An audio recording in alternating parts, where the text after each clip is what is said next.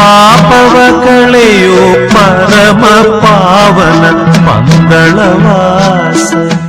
ಸ್ವಾಮಿ ಶರಣಂ. ಶರಂಗುತ್ತಿಯವರೆಗೆ ಇಂದು ಬರುವ ಉತ್ಸವ ಯಾರದ್ದು? ಅಯ್ಯಪ್ಪನ ಮದುವೆಯ ವಿಚಾರದಲ್ಲಿರುವ ಸತ್ಯಾಸತ್ಯತೆಗಳು ಏನು ಎಂಬೆಲ್ಲ ವಿವರಗಳನ್ನು ಅಲ್ಲಿನ ಪೂಜಾ ಕರ್ಮಿಗಳಾದಂತಹ, ಅದರಲ್ಲೂ ವಿಶೇಷವಾಗಿ ಮಣಿಮಂಟಪದ ಪೂಜಾ ಕರ್ಮಿಗಳಾದಂತಹ ಶ್ರೀಯುತ ಅಜಿತ್ ಜನಾರ್ದನ್ ಕುರುಪ್ರವರ ಸಂದರ್ಶನದ ಭಾಗ ಇಲ್ಲಿದ್ದು 18/1/2025 ಶನಿವಾರ ಶಬರಿಮಲೆಯ ಮಣಿಮಂಟಪದಿಂದ ಶರಂಗುತ್ತಿಯವರೆಗೆ ಉತ್ಸವ ಯಾರದ್ದು, ಅದರ ಹಿನ್ನೆಲೆ ಏನು ಎಂಬೆಲ್ಲ ವಿಚಾರವನ್ನು ಎಳೆಯಾಗಿ ಬಿಡಿಸಿಟ್ಟಿದ್ದಾರೆ ಶ್ರೀಯುತ ಅಜಿತ್ ಜನಾರ್ದನ್ ಕುರುಪ್ ಅವರು. ಅವರ ಜನ್ಮದಿನವೂ ಹಿಂದೆ ಇದೆ. ಅವರ ಜನ್ಮದಿನದ ಶುಭಾಶಯಗಳನ್ನು ಕೋರುತ್ತಾ ಆ ಸ್ವಾಮಿ ಅಯ್ಯಪ್ಪನ ವಿಚಾರಧಾರೆಯನ್ನು ತಿಳಿದುಕೊಳ್ಳೋಣ ಬನ್ನಿ. ಮತ್ತೊಮ್ಮೆ ಹೇಳ್ತಾ ಇದ್ದೀನಿ, ಅಜಿತ್ ಜನಾರ್ದನ್ ಕುರುಪ್ರವರ ಜನ್ಮದಿನಕ್ಕೆ ತಮ್ಮೆಲ್ಲರ ಪರವಾಗಿ ಶುಭಾಶಯ. ಸ್ವಾಮಿ ಶರಣಂ.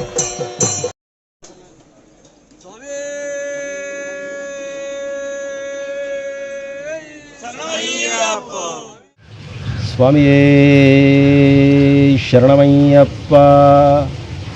ಸ್ವಾಮಿ ಶರಣಂ. ಮಣಿಮಂಟಪದ ಆ ಅದ್ವಿತೀಯ ಶಕ್ತಿಯ ಬಗ್ಗೆ ಮಾತನಾಡುತ್ತಿರುವಂತಹ ಈ ಕ್ಷಣ ನಿಜಕ್ಕೂ ನಮ್ಮ ಜೀವನದ ಮರೆಯಲಾರದ ಕ್ಷಣ ಅಂತ ತಿಳ್ಕೊಂಡು, ಆ 5ನೇ ದಿನ ಆ ಭಗವಂತನ ಒಂದು ಮೆರವಣಿಗೆ ಮಣಿಮಂಟಪದಿಂದ ಶರಂಗುತ್ತಿಯವರೆಗೆ ಬರುತ್ತೆ ಅಂತ ಒಂದು ಸಂಕ್ಷಿಪ್ತವಾಗಿ ತಿಳಿಸಿದ್ರು. ಇಲ್ಲಿ ಯಾವುದೇ ಶಬರಿಮಲೆ ಸ್ವಾಮಿ ಅಯ್ಯಪ್ಪ ಚಿತ್ರ ತಗೊಳ್ಳಿ ಅಥವಾ ಇನ್ಯಾವುದೇ ಚಿತ್ರ ತಗೊಳ್ಳಿ, ನಾವು ಆ ಚಿತ್ರವನ್ನು ಇಲ್ಲಿ ಪರ್ಟಿಕ್ಯುಲರಾಗಿ ಹೇಳದೇ ಇದ್ರೂ ಮಾಳಿಗೆ ಪುರತಮ್ಮನ ಬರುತ್ತೆ. ಕೆಲವೊಂದು ಹಾಡಿನ ಸಾಹಿತ್ಯದಲ್ಲೂ ಬರೆದಿದ್ದಾರೆ. ಈ ವರ್ಷವೂ ಮದುವೆ ಮುಂದಕ್ಕೆ ಹೋಯ್ತು ಅಂತಾರೆ. ಅದರ ಬಗ್ಗೆ ಕೇಳೋಣ, ಏತಕ್ಕಾಗಿ ಈ ಒಂದು ಕಲ್ಪನೆ ಬಂತು ಅಂತ ಅವರು ಸಂಕ್ಷಿಪ್ತವಾಗಿ ಹೇಳಿದ್ರು. ಆ ವಿಚಾರವಾಗಿ ಈಗ ಮಾತನಾಡ್ತಾ ಹೋಗೋಣ. ಮಾಳಿಗೆ ಪುರತಮ್ಮನ ಒಂದು ಮೆರವಣಿಗೆ ಬರೋದಿಲ್ಲ ಅನ್ನೋದು ಸತ್ಯ ಅನ್ನೋದು ಇಲ್ಲಿ ತಿಳ್ಕೊಬೋದು.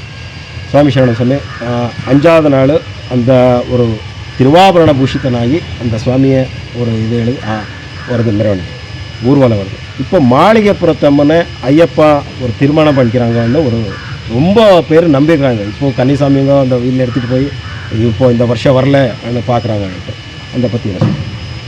So first of all, as I mentioned earlier, Maliga Puratamma is the Madura Meenakshi deity of Pandala Raja. It's a mother relation between Ayyappa and Maliga Puratamma. So whenever whenever the procession is starting itself, so once the procession is when start, the Ayyappan is getting permission from the Madura Meenakshi to going out. So Ayyappan itself believe like a mother, and the devotees is mentioned as a lover. That is mostly because we don't have any written story or written books earlier in any other language about Shabarimala. That is one of the reason. So, and especially during Magaravilakku, too much rush is there. People don't know what is happening around Manimandapam. They just simply walk around and they just go, and they know that the procession is starting from Manimandapam, from the Maligapuram area. They believe that there is only one deity in Maligapuram. It's Maligapurathamma. Since Manimandapam it's only open in 6 days in a year, they don't know is it only a place where we'll sprinkle our basmam, or something is happening inside the Manimandapam, because most of the rituals is happening inside Manimandapam in the evening. So that time more rush will be there. People don't know what is what is happening inside.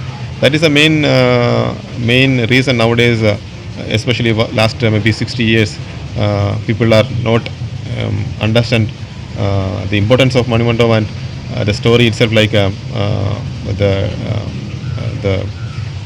if Kanyappan came to Shabarimala in a year, Ayyappan is agreed to marry his mother.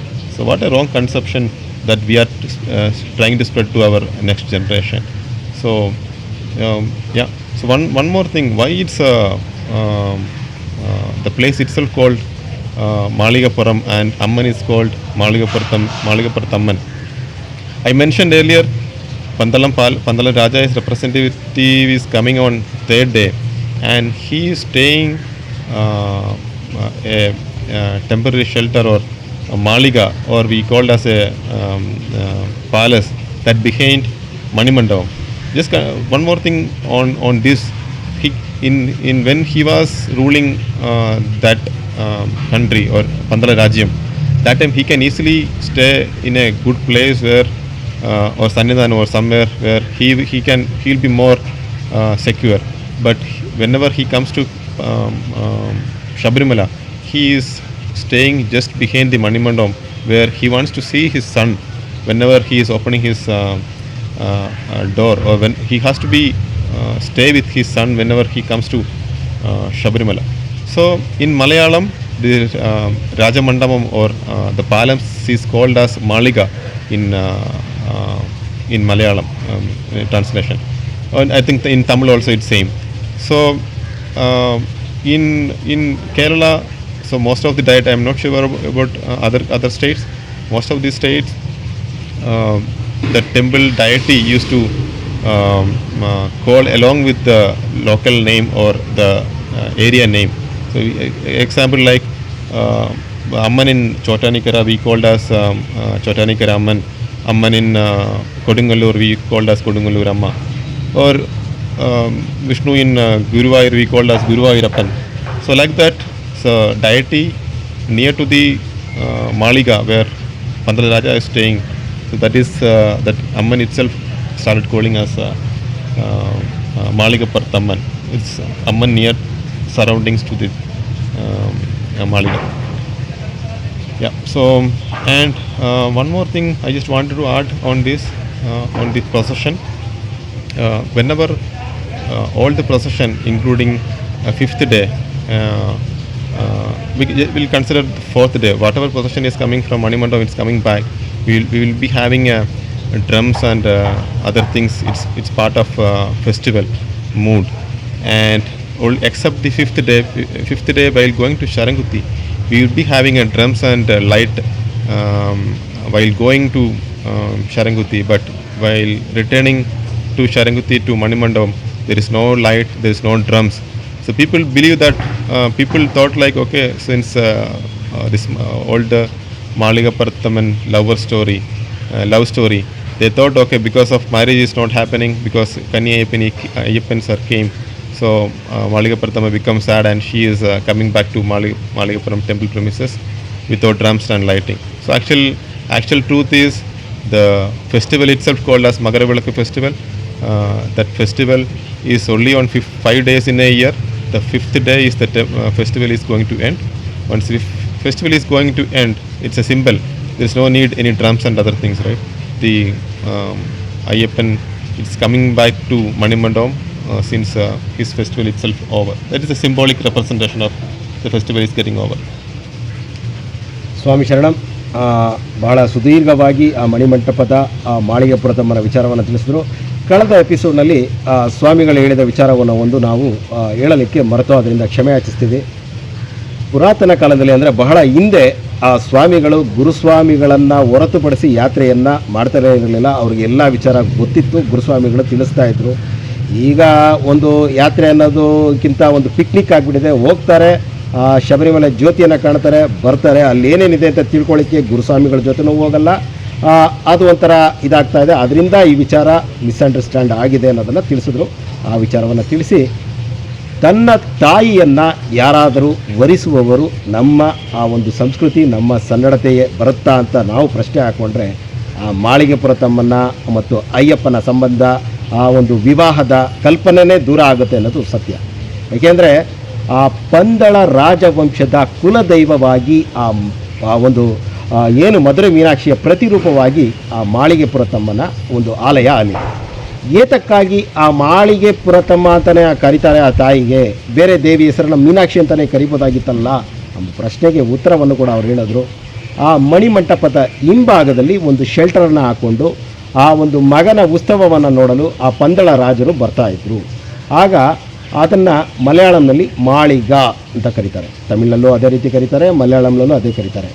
ಆ ಮಾಳಿಗದ ಅಮ್ಮ, ಆ ಅರಮನೆಗೆ ನಮ್ಮ ಕುಲದೇವತೆ ಅಮ್ಮನಾಗಿ ಆ ತಾಯಿಗೆ ಮಾಳಿಗೆ ಪುರತಮ್ಮ ಅಂತ ಹೆಸರು ಬಂದಿದೆ ಅನ್ನೋದು ಒಂದು ವಾಸ್ತವ.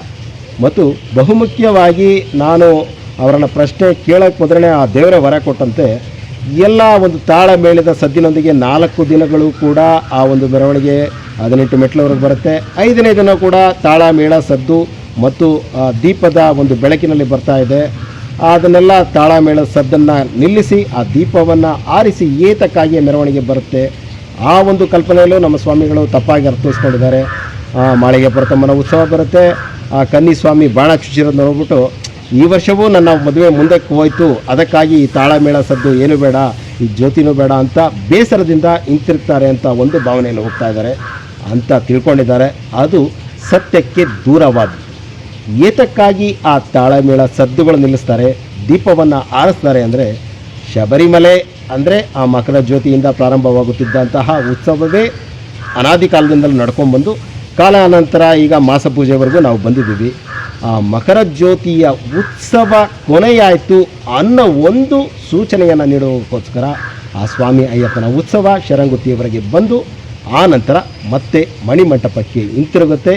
ಯಾವುದೇ ತಾಳಮೇಳದ ಸದ್ದಿಲ್ಲದೆ ಮತ್ತು ಆ ದೀಪದ ಬೆಳಕನ್ನು ನಂದಿಸಿ ಈ ಉತ್ಸವ ಮುಗಿಯಿತು, ಇನ್ನು ಮುಂದಿನ ವರ್ಷವೇ ನಾನು ಆ ಭಗವಂತನ ಈ ಒಂದು ವೈಭವವನ್ನು ಕಾಣಲಿಕ್ಕೆ ಸಾಧ್ಯ ಅನ್ನೋ ಒಂದು ಸೂಚನೆಯನ್ನು ನೀಡ್ತಾ ಇದ್ದಾರೆ ಅನ್ನೋದು ಈ ಒಂದು ಪ್ರಮುಖವಾದ ವಿಚಾರ.